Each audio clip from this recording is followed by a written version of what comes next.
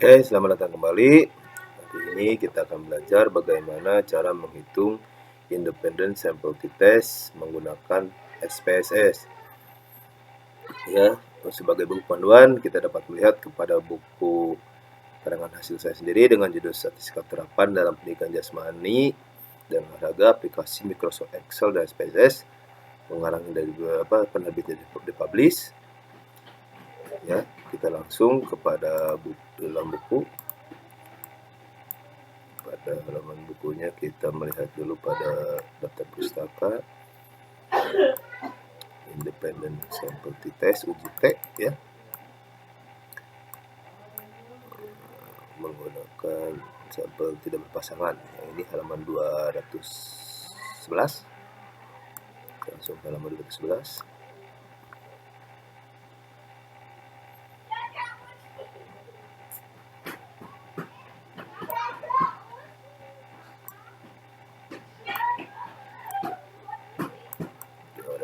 Oke.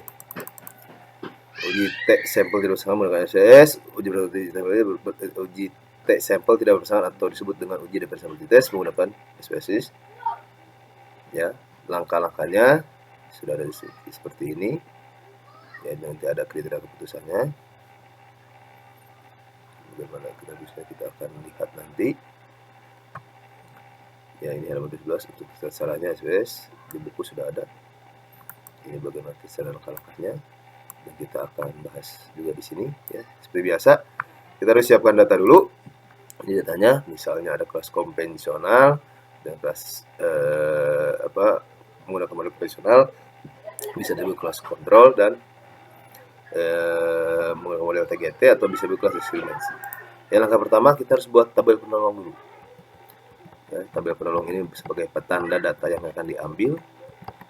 Yang angka 1 ini misalnya kita akan menguji eksperimen kelas eksperimen dengan dibandingkan dengan kelas kontrol, ya.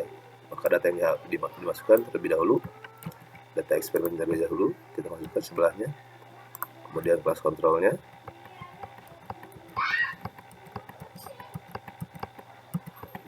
ya, masukkan data kontrolnya. Setelah ini beres, kemudian kita copy ke SPSS yang sudah kita siapkan. Copy, masukkan di data view biasa. Paste. Setelah kita memasukkan data, kita kasih nama. Angka itu bisa kelas, namanya bisa kelompok, terserah. Di sini misalnya kelas, ya. Yang pertama itu kelas eksperimen, data kelas eksperimen yang tadi menggunakan model TGT. Yang kedua itu kelas kontrol, yang tadi menggunakan model konvensional.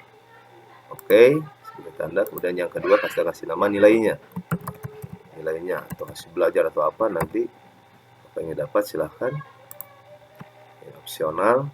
Setelah ini dapat, kita langsung analyze, ya, kemudian confirm Independent Sample T-Test, ya. Untuk nilai kita masukkan di atas, kemudian kelas yang di bawah define group, kita kasih nama dari grup 1 grup 2 angka 2, continue, kemudian oke. Kemudian akan hasil faktur ini hasil dari Independent Sample T-Test. Ya, setelah ini dapat, kita copy saja ininya, copy kepada Word. Saya sudah nyiapkan Word-nya. Ya, ini sebagai uji independen dengan SPSS, kita copy. Ya, di sini kita rapikan dulu.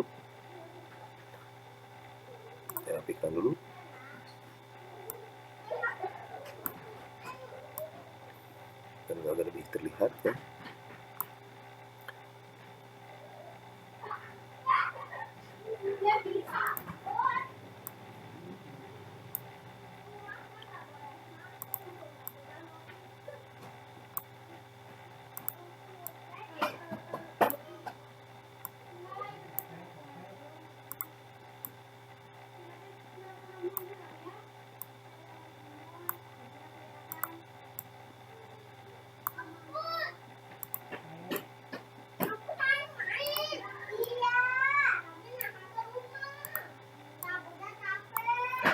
Setelah sini kita copy paste ya. Kemudian kita buat keputusan kriteria. Kriteria keputusan. Kriteria keputusan. Keputusan kita lihat dulu di sini di dalam buku. Jika sig atau p variabel besar lebih kecil daripada 0,5 maka dia signifikan.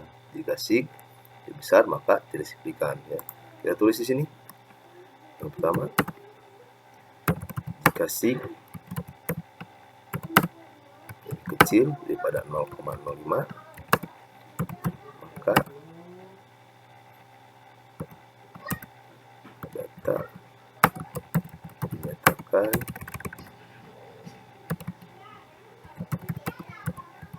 signifikan. Yang kedua, kebalikannya, kita copy aja biar cepat.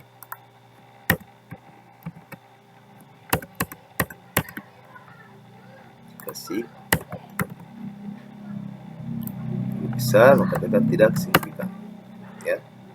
Jadi sebagai ini tabel 2 ini merupakan dari tabel uji homogenitas ya. Jadi kelebihan dari ini, uji independen ini, untuk uji homogen tidak perlu dihitung secara manual, bisa langsung menggunakan ini karena hasil uji homogenitasnya sudah terluar ya. Kita lihat bahwa uji homogenitasnya homogen datanya ya.